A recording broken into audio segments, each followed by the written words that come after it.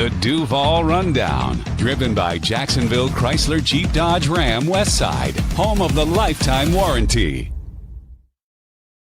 Good morning. Welcome to another edition of Duval Rundown. I'm Hayes Carline. Please be joined as always on Friday with Rick Ballou. You can hear Rick into the night. Rick, Jaguars 49ers. Boy, this one got a little spicy last night, I thought. Striking comments from San Francisco defensive coordinator Robert Salah. Salah, a veteran in this league. We know he's not new to this. I mean, he's been doing this a long time. He was here 10 years ago as a linebackers coach under Gus Bradley. He's been a former head coach with the Jets and is back in San Francisco. Boy, he said something last night about the Jaguars in a complimentary way, but basically said they're elite at legally stealing signs. What did you make of the comments? And does that add some extra juice to a matchup that features a 2-1 Jaguars going up against an undefeated 3-0 49er squad? Well, it does, and it'll be interesting to see what Liam Coen, says later on this afternoon when he does meet with us. This for starters, it came out towards the end of my show, and I didn't know if it was legit or not. And that's the time period we're in. Something comes out, you got to double check it, triple check it. Could have been a hacker out there who had some fun, or IA, or whatever it was. But I thought the exact same thing. I went and looked at the 49ers transcript before I commented on it. I mean, I couldn't believe it. Right. I was on air and I was like, well, this is out. Is it, is it legit? And, it was either Schefter or Rappaport, and I went and saw all the follows that he had. So I was like, okay, so it must be legit because, one of those two NFL insiders had it. But boy, it just, it's so bizarre to me. I mean, we've gone through Deflategate and Bountygate and Spygate. Stealing signs in baseball has been something that has been going on for more than 150 years.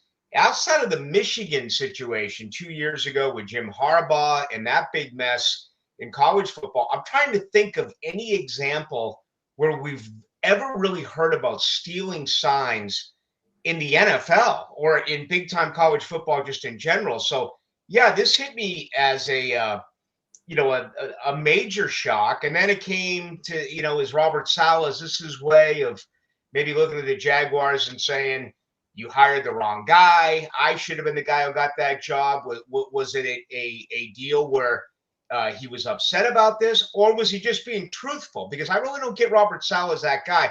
I'll tell you, Hayes, the years that he was here, I was a sideline reporter. He said very little. I mean, that's why when he started getting mentioned for being head coaching jobs, I was surprised only because I never heard him talk. I mean, he worked under Todd Wash. He worked under Gus Bradley, who now Gus Bradley works under him in San Francisco. So I was really surprised by these comments, and I think today is going to be very intriguing to see how Liam Coen responds. Without a doubt. And Salah, for those of you who may have missed it, he basically was like kind of unprompted. He said the Jaguars and their staff are elite at legally stealing signs. And he said it's something that the Rams people are pretty good at, the Vikings people are pretty good at, but he said Liam and a couple of people on his staff are particularly elite at it.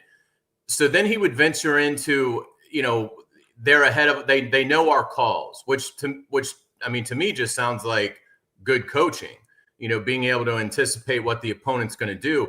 But Salah doubled down on, and he prefaced every time with, it's legal, but doubled down on stealing signs and then tripled down. This wasn't like he misspoke and then it went away and he wasn't asked about it again. He was asked like 2 follow-ups of it. If you haven't gone and seen the clip, you really should listen to it and make your own judgments. But Rick, this wasn't a passing comment. I mean, he doubled down and then tripled down on it.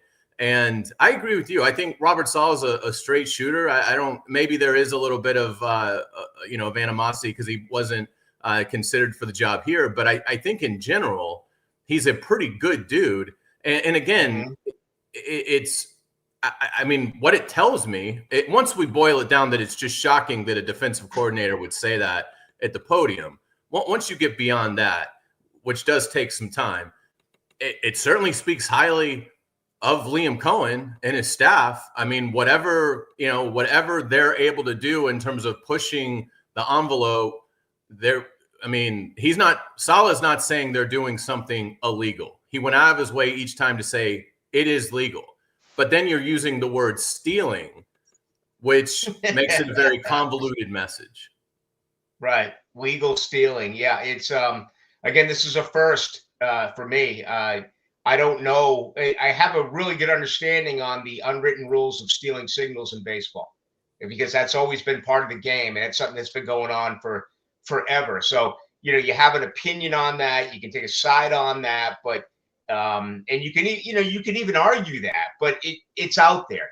This is not. And, if you had presented a story like this to me, I would have said, okay, let's go back 10 years ago. And this is Bill Belichick and the New England Patriots. This is something that I could have seen being raised during, that great 20-year run that the Patriots had. This came in last night. I mean, I didn't even know how to react. Again, Liam Coen hasn't even coached his fourth game yet. Yeah, I mean, how's it illegal? What's the difference between legal and illegal? And then he's saying stealing. Where in anything in life is stealing legal? I mean, so it's going to be. I hope he has. And you know what? Outside of injuries, Liam Coen will talk about anything, and really, frankly, at times almost give you too much. I mean, look at the way he described on Wednesday. I think it was Wednesday. The usage of Travis Hunter and talking about him, he said F, which in a lot of cases is a Y, the slop, but and then only a cornerback. I mean, he didn't have to do that. You think Doug Marrone or Urban might not even have known that Travis Hunter was on his team, or certainly the last couple of years with Doug Peterson. You think they would have gone on and explained that about Travis Hunter? No. So he's very transparent. But I wonder if he takes the high road on this today, or if he really does address it. It's going to be fascinating. It really will be, and we'll catch up with him in about an hour at the stadium. And yeah, certainly looking forward to his comments. Yeah, I mean, Liam's been fantastic at the podium, and look, I mean, I think he's been fantastic so far as the Jaguars coach. Let's dive into some of the nuts and bolts of this matchup beyond the Robert Salah legally stealing signs storyline. I like this matchup for the Jaguars. Now, part of it is the injury situation in San Francisco is just so brutal. I mean, if they had Kittle, Bosa, Ayuk, we'll see about Jennings. We'll see. I'm assuming Brock Purdy starts, but he's probably not 100%. If it was full strength, then I think the 49ers would be a sizable favorite, but they aren't. And that's the nature of this sport. Rick, how do you see this one in terms of what advantages in the matchups do you like the Jaguars in as they head to San Francisco? Yeah, I think it's got one of those old school feels to it. Can you run and stop the run? I mean, McCaffrey's averaging 3.4 yards a carry. They don't have more than 80 yards rushing in a game this year, and they haven't scored a rushing touchdown, yet they're 3-0. I mean, they find ways to win. And this is kind of the way it's been for San Francisco. It feels like for years, you get there, and even when Deebo Samuel was there, it's like, he's hurt, and they win. All they do is find ways to win. They can win ugly. I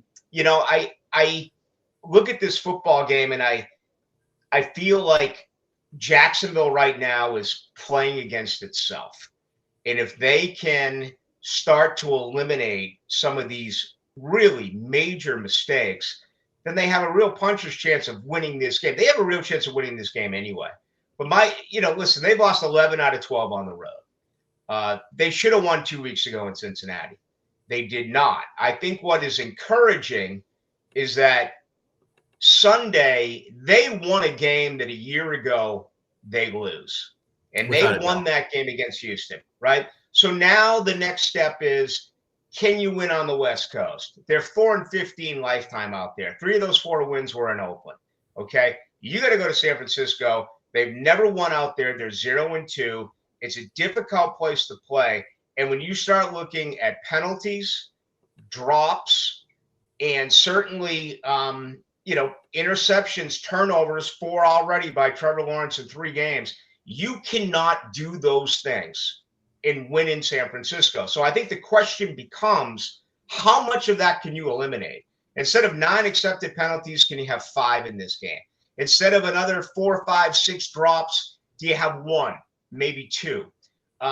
Every week, Trevor Lawrence makes great plays. Every week, Trevor Lawrence makes just a dumbfounded, why did he do that type of play? You can't do that in San Francisco and expect to win. So to me, that's the biggest challenge here. Self-inflicted wounds. How much will Jacksonville improve this week? There's no indication 3 games in that any of this is going to change. And you expect to do that in a place like San Francisco, that's a tough putt.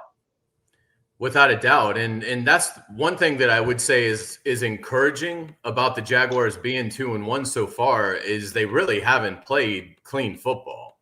Even in the Carolina game, which there was really no drama in that win, they played like a solid B. But certainly they made way too many mistakes in Cincinnati, but still should have won on a bogus pass interference that the league even acknowledged was a bad call. And then, certainly you beat Houston with a very flawed offensive effort.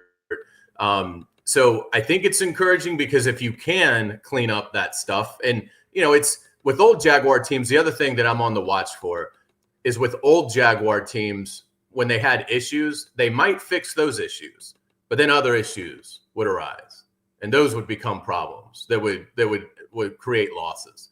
So the challenge, I think, for Liam Coen and his staff are you got to fix the illegal shifts, you got to fix the drops. But once you fix that, you then can't allow something else to arise that starts to derail your path to victory. But I do think it's encouraging that they really haven't played clean football and they're still 2-1. And as this thing builds, you got to think they're going to get better as the year goes along, like Tampa's offense did last year when Liam Coen was the offensive coordinator in Tampa Bay. One thing that I wanted to look at and get your thoughts on is third down. The numbers for the Jaguars are pretty good in terms of rushing the football, not allowing sacks. Obviously, they're leading the league in takeaways with 9. But third down is a bit of an issue for them on both sides of the ball. They give up 37.5%, or excuse me, they get 37.5% conversion on third down, the Jaguar offense. And then defensively, they're allowing it at a 41% clip. So they're about minus 3.5 percentage points on third down. San Francisco, for all their injuries and all their other numbers that aren't particularly strong, they're great on third down. They convert 43.6% of the time, and they only allow it 33.3%. So they're plus 10 in that category. That's something the Jaguars can't be way off in that category compared to San Francisco by the time we get to the end of the game on Sunday. What do you think are some keys there for the Jaguars to be better on third down? Yeah, San Francisco lost 33%. That's one of, if you go 4 of 12 or something like that, you're not going to win. I mean, you have to improve that. You got to get it close to 50% on third down if you're going to want to knock off San Francisco. I think this has all the makings, Hayes, of a lower scoring game. I think this becomes a field position game. And, I think Jacksonville really has a chance to be able to run the football here against San Francisco, even though they're a really good run defense. They only allow 3.7 yards a rush. That's top 5 in the NFL once again defensively. Jacksonville actually fell a week ago where they really struggled in that first half, only 11 yards. They did make some adjustments. And let's face it, DeMeco Ryans cheated last week. Illegal cheating, I may add here, by DeMeco Ryans, by consistently putting 5 men in the box to defend Jacksonville, especially when the Jaguars went to double tight type of formation. But I think it comes down to, how effectively can they actually run the football? And then that has an opportunity to open some things up here for Trevor Lawrence. And, hopefully this thing finally breaks through. And, it was so encouraging to see very late in the game that Brian Thomas Jr. made that catch. And, it was a great call by Trevor, being able to recognize that it was going to be a blitz, to audible, to change around the pass protection, make that completion. And then, a play later, ETN did score. But I just go back and forth. And they're also struggling in red zone, which is really a surprise to me. I mean, that was something that Liam Coen and Baker Mayfield led the NFL in a season ago. And that has struggled. So there's a lot of categories here where the Jaguars, again, they don't, if you read these numbers, and I get the sample size is not nearly large enough, but when you really study these numbers, Hayes, it's almost, it's almost unbelievable that they're 2-1 and a bad call away from being 3-0. So my point is, Jacksonville's best football is absolutely still ahead of them. I mean, they've played good football. They haven't played great football. They are playing complementary football, which is something they didn't do a year ago. But you're still looking, Jaguar fans are looking for their best game yet, their best effort yet. And who knows? Maybe they're able to put that thing together and go out there and win a football game. But, once again, this is not a place where you can get away with a victory if you continue to make the mistakes you've made in the first 3 games. Yeah, without a doubt. I want to get your thoughts on Trevor Lawrence and Travis Hunter. But before we do that, Jacob, let's say hello to our sponsor. I'm Rick Ballou, Jacksonville Chrysler Jeep Dodge Ram Westside, proud partner of the Jaguars. Drive with confidence. Every new vehicle comes with our exclusive lifetime warranty. 7030 Commonwealth Avenue or online at jackswest.com. So a big game for Trevor Lawrence on Sunday. As you alluded to, San Francisco is going to load the box. They're going to shut down the run. They're going to do what DeMeco Ryans tried to do and say, we're going to let Trevor Lawrence beat us if he can.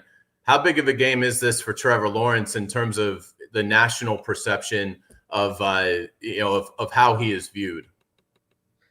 Well, I think it's enormous. It really is. And, he should have the clear advantage here. Even yesterday, Brock Purdy, Mac Jones, neither one of the two could go full.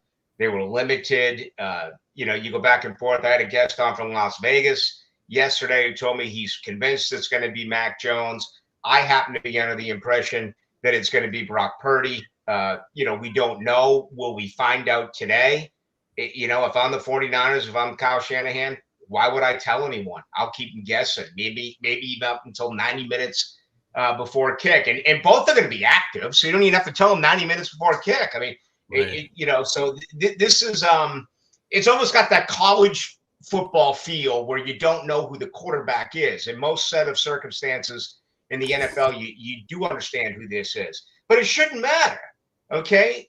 This is Trevor Lawrence. This is a generational talent. We're talking about a guy in Mac Jones who failed in New England and failed here. And we're talking about a guy in Brock Purdy who was the last player selected in the draft. Trevor Lawrence was the first player selected in the draft. Trevor Lawrence was supposed to be, the reason that this franchise goes 180 degrees. Now, I haven't given up on him. He's 3 games into his 5th year. But this is where it starts to get to, okay, is it really going to work here now? Why not instead of a 20 for 40 effort with 6 drops, how about a 24 for 32 effort for 315 yards, 3 touchdowns, and 0 interceptions?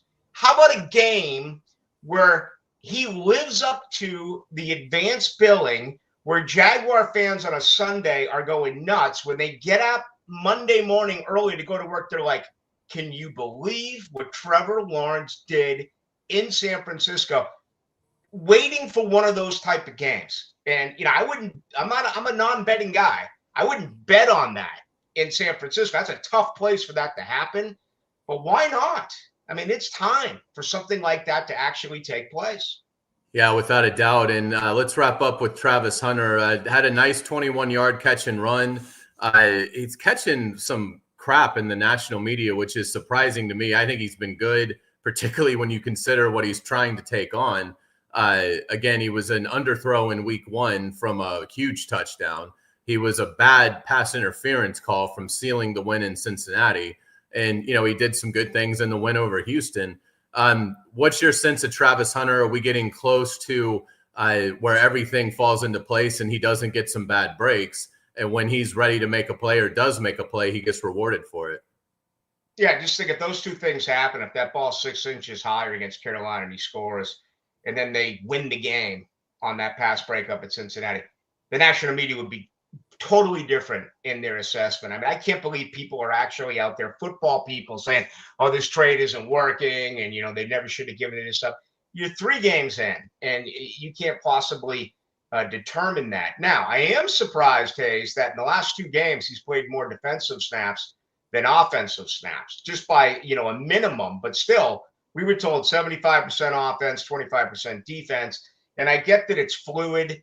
I do wonder, and even though Liam Coen yesterday, or make that Wednesday, said this is not the case, I wonder if Buster Brown gets an opportunity this weekend. I wonder if Jarian Jones, who's not on the injury report and only had 2 snaps against Houston, does he get an opportunity? And with Diami Brown being nicked up and he was limited yesterday, so that's encouraging.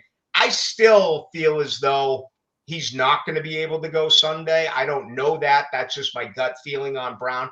But does this become the game, Hayes, that Travis Hunter once again gets more plays on offense? And you got to target him more than twice. Think about this. Parker Washington, everyone loves him, and he had a bad game. He had 12 targets last week. Travis Hunter had 2. So that in itself is pretty scary, if you ask me, with the understanding that we get all the problems that Brian Thomas Jr. has had. So even though Liam Coen said that's not going to be the case, I kind of believe that that's the way it's going to go. I think he gets more of an opportunity this week on offense, certainly than he did last week. Who do you like in the game, Rick? I never do this. I give you a prediction every single week, but because of the time of us you being need more live time. right I totally get it. I need to find out who's playing. I want to find out who's playing quarterback for San Francisco. Here's honestly the way I think. If Brock Purdy plays, I think San Francisco wins. If Mac Jones plays, I think Jacksonville wins. Fair enough. Great stuff. We certainly appreciate it again. You're saving it for the air. What's that? I like the Jaguars. I do. I like the Jaguars in the game. I do think you bring up a good point about what's Shanahan going to do. They play the Rams Thursday night. And we know Brock Purdy has an injury that can absolutely be re-aggravated. So if you're the 49ers, what game is more meaningful? Well, it's obviously the Thursday night game against the Rams. So are you going to put Brock Purdy out there less than 100% against a team that just broke Joe Burrow's foot? So I could see it being Mac Jones if Mac's able to go. I mean, the 49ers, it's amazing the injuries that they're having to navigate, and they've done a brilliant job so far being 3-0. But yeah, I think the Jaguars get it done. And again, going back to Salah's comments, to me, it sounded like a guy making excuses in advance of a game, that he knows that there's going to be some things that the Jaguars take advantage of. And he's sort of laying the groundwork for why the defense maybe wasn't up to the usual 49ers standard. So I like where the Jaguars are heading into this game. The history isn't on their side, but Liam Coen erases all that, in my opinion. So I say the Jaguars get a close win. I'll say 24-20 Jags. But yeah, certainly eager to see who is active and who is inactive for the game. But that's going to do it for us. Thanks for watching Duval Rundown. We'll be back on Monday with Frank Frangie. Have a great weekend, and hopefully the Jaguars get it done. Take care.